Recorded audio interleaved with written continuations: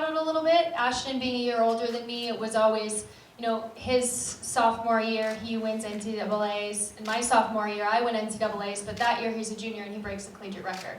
So it was always kind of one thing, you know, 1 year ahead and doing one thing better. But I think since I've been a professional athlete and kind of competing for my own country, I feel like I'm my own separate person more than I did in college, and I think that's helped a lot. What are some of the challenges of having two world-class athletes under the same roof? I would say the benefits of training together and having two world-class athletes in one house, the benefits outweigh the negatives, I guess, but maybe some of the negative things are there can be a lot of tension and focus for the bad, I think. Sometimes at home when something doesn't go well or we're both worried or stressed out or we didn't compete good, it's harder to both calm down. When one person's kind of upset, the other one can help calm them down, but when we're both like that, it's a little bit tough.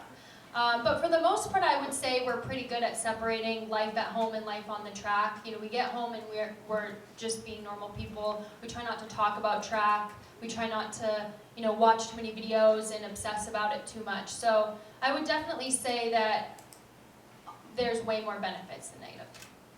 I feel like I've had a lot of ups and downs. You know, it's a little stress-wise. You know, back in 2015, trying to figure out go professional, go back to school, and a lot of things have been going through my mind. Like, how am I going to handle this? How am I going to handle that? But luckily, I've had a great supporting base, and you know, a lot of family and friends have been helping me out through the situation. So basically, you know, they've been helping me get through this whole thing, and just going into 2016. So I'm ready to get that off my mind now and just focus on this season.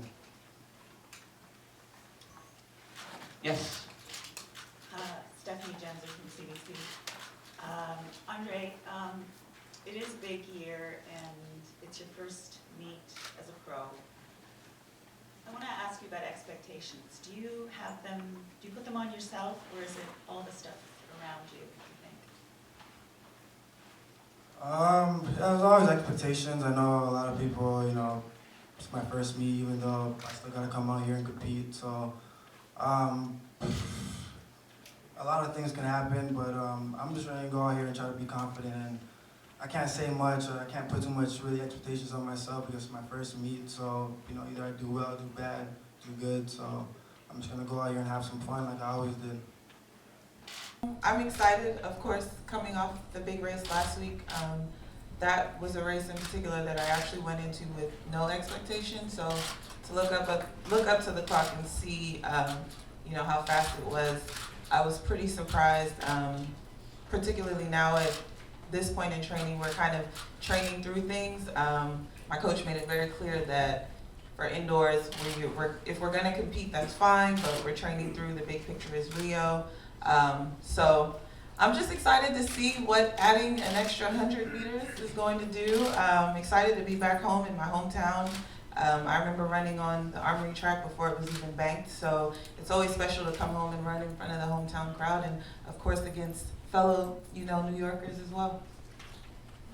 Yes, you know every inch of that track at the Armory, don't you? I do. You know where there's a bobble anywhere, wouldn't you? Not that there is a bobble, heaven forbid, but you'd know if there was.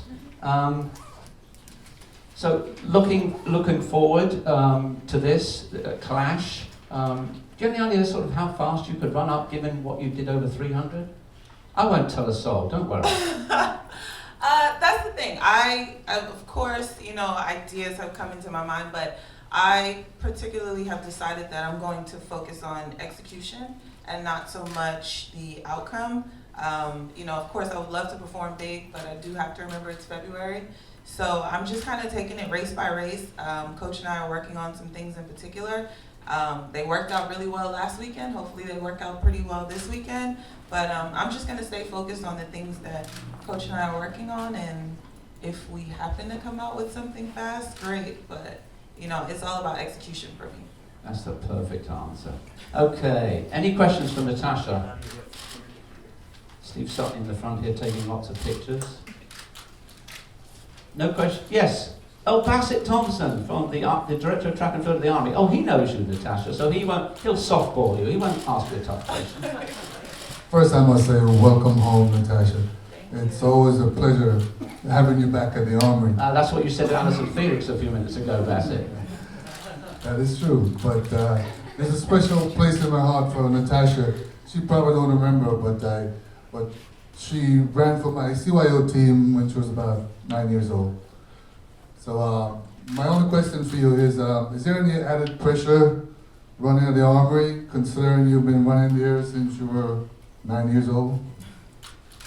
I would say absolutely. Anytime I run at home in New York, there's the added pressure because, of course, like I said, I want to run big in front of the hometown. I have family and friends that'll be out to see me, and of course, I have a great fan base here in the city. So there's always that added pressure that I want to perform well. But I'm 29 now, so I think I've kind of learned how to manage the pressure and kind of put things in perspective. And like I said, focus on what I came out here to focus on.